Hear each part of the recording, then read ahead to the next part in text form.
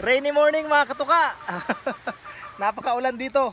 Pero ito yung ating schedule ngayong araw na to. Ipe-pre-rinse po natin yung mga kaki reels. 3 months na po ito mga katuka. Kaya nandito sila ngayon sa likuran ko. At inahanda ko na yung kanilang 3x3 para maalis na po ngayong araw na to. Pero bago yun mga katuka, ipapakita ko sa inyo yung proseso ko kung ako yung magpe-pre-rinse ng aking mga kaki reels. Ito po, tara.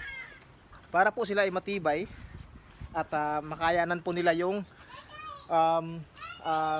environment dito, kasi alam niyo na po kapag pre-rinse na sila, kung ano-ano na lang po yung kanilang pwedeng makain. At nandun na po yung mga putik, yung mga basura-basura kanyan. So kailangan po matibay yung kanilang immune system. Kaya ito mga katuka, bago ko sila i-pre-rinse, ay bibigyan ko muna sila ng pagkain. At hahaluan po natin sila ng napakabagong kuan. Itong ating water soluble Ambroxetil Max. Ayan po. Ito yung ihalo natin sa kanilang pagkain. Nang sa ganun ay busog sila. At the same time, meron silang panangga sa sipon, pisik, halak at lagnat. Ito, magbibigay lang ako ng pagkain ha. Wait lang. Maulan dito mga idol. Teka lang. Yung pagkain nila oh. Uy, teka lang. Whoops. Wait a minute. Umuulan mga idol. Ito yung pagkain nila oh. Ayan. May tubig pala ito mga katuka. Mga isang baso ng tubig. Teka lang, dagdagan natin ng pagkain. Ayan, may paparating na naman na eroplano. Dito yan po. So yan. I-wet feeding ko po sila para kahit papano kung hindi sila iinom ay basa po yung kanilang makakain. At ito na nga po yung Ambroxetil Max. Isang baso po ng tubig, ihalo po natin yung kalahating pakete ng Ambroxetil Max. Grabe, napakaganda pala yung packaging nila. Sa packaging pa lang makikita mo na talagang quality.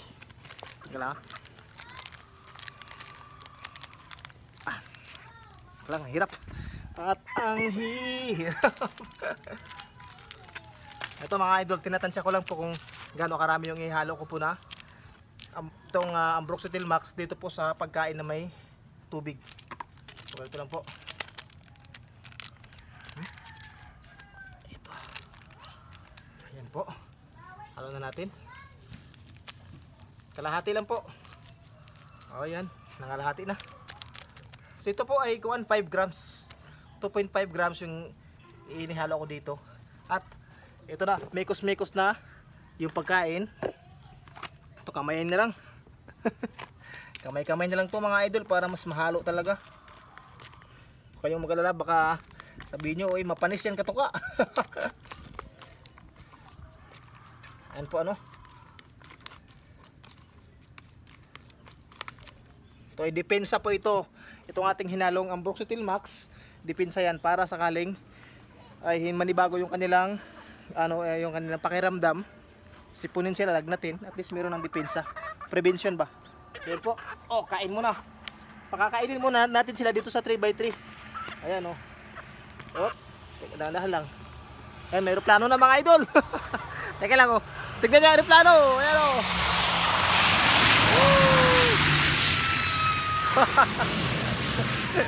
Yan, Cebu Pacific.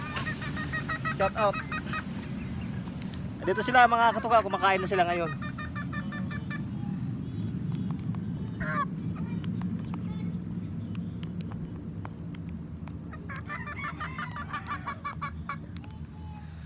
Ay po, habang kumakain sila mga katuka, meron na naman akong tip na ibibigay sa inyo.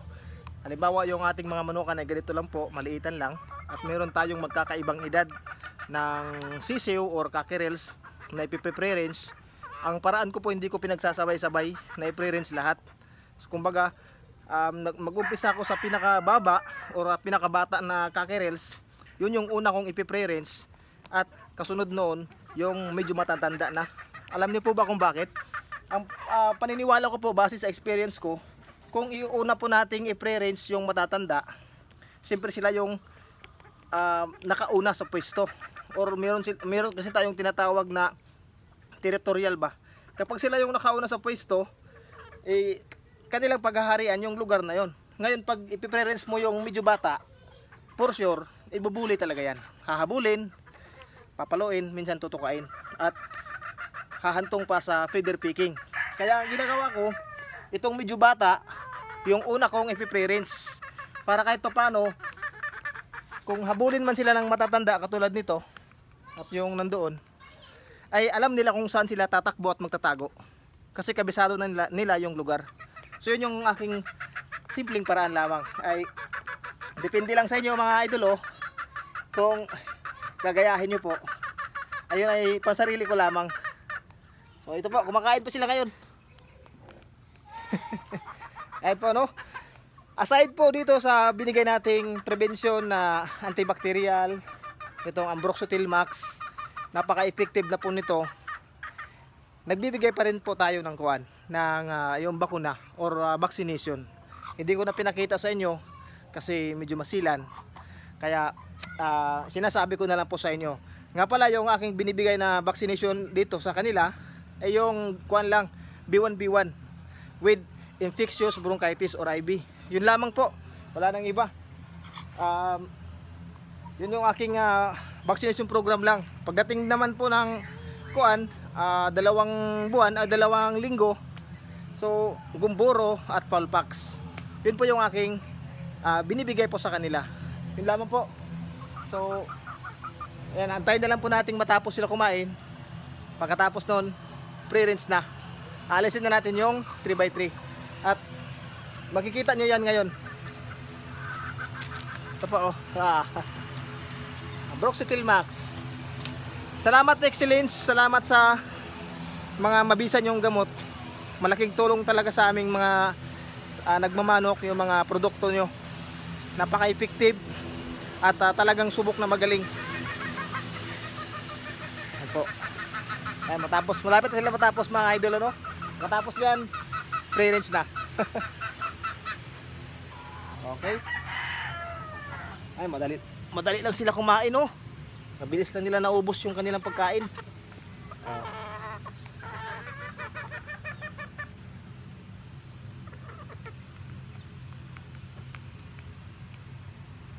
Ayan po. Okay, pre-rinse na po natin mga idol. Dito ko na lang ilalagay yung camera. Teka lang, nasa mo yung upuan. Dito ko na lang ilalagay yung camera para makita nyo po. Actual po natin tong ipapakita sa inyo para meron po kayong basihan. Ito po ayan, no camera tricks to. Walang edit ito. Kung ano po yung nasasaksiyan nyo ay ito po yung ating paraan. Okay, it's time to pre-range mga katuka. Let's go.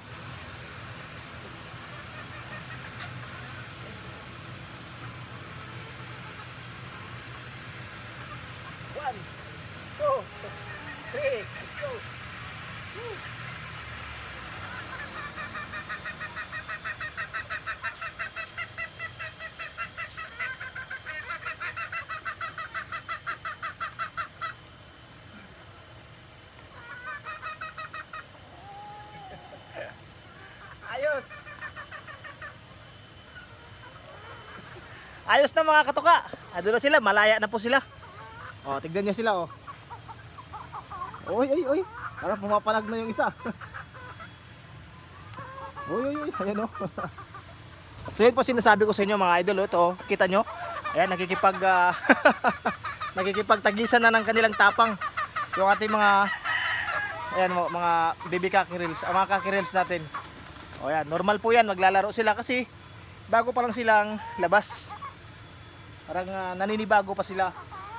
After 2 hours or 3 hours, sanay na sila sa lugar. Yan po yung advantage ng ating pag-pre range. Ayan mga katuka Hop! Uy!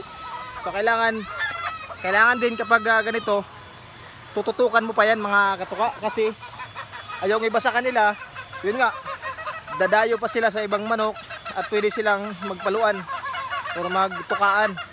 Kasi bagong kuan sila mga bagong salta ba, bagong laya. Kailangan mo talagang tutukan at obserbahan yung kanilang mga kilos. Kapag sa tingin mo po ay medyo alanganin pa, ibalik mo ulit. Yun lang yung payo ko.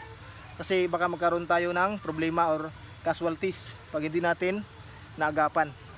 So yun lang mga katuka, no? Ngayon, observation muna tayo mga idol. At least napaalam ko po sa inyo yung aking munting paraan po ng pagpi-pre-range.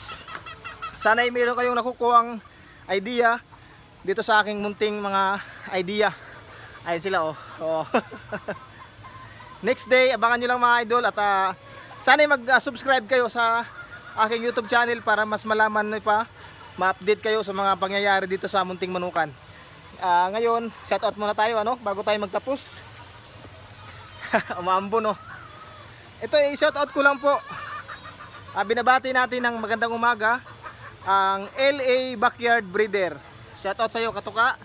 At shoutout po kay Jasly Castor ng Katanawan. Ayan, Katanawan, Quezon. Magandang umaga sa inyong lahat dyan.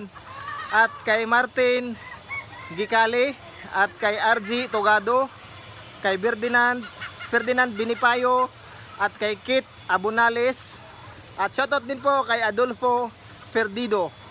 So yun mga katuka, muli maraming salamat po sa inyong suporta at walang sawang panonood ng aking mga videos. Salamat po talaga. Please follow sa aking Facebook account. Dalawa po, Melpi Katuka at yung isa Katuka Backyard.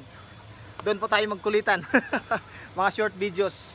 Salamat po again. Ingat po kayong lahat mga katuka, no? Abangan nyo yung aking next episode. Baka mag-vlog ako doon sa school dito sa Sabala Recreation Center. Abangan nyo po, mag-update tayo dito. At mayroon tayong papanoorin na isang malaking event from our idol at kaibigan Sir Paul Pecho ng Hapon Suns GF. Meron silang palaro ngayon mga idol. So abangan nyo po, baka makakuha tayo ng mga ilan sa mga coverage. At yun po ay i-upload ko po sa Bilibili account ko. Bawal po dito sa YouTube at bawal po sa Facebook. Kaya Bilibili account na lang. So yun lamang mga katuka, hanggang dito na lamang. Lagi nating tandaan, ang sabong ay sports lang. Huwag tayo magpakalulong sa sugal. Andun sila oh. Ayun oh. Ingat po, God bless.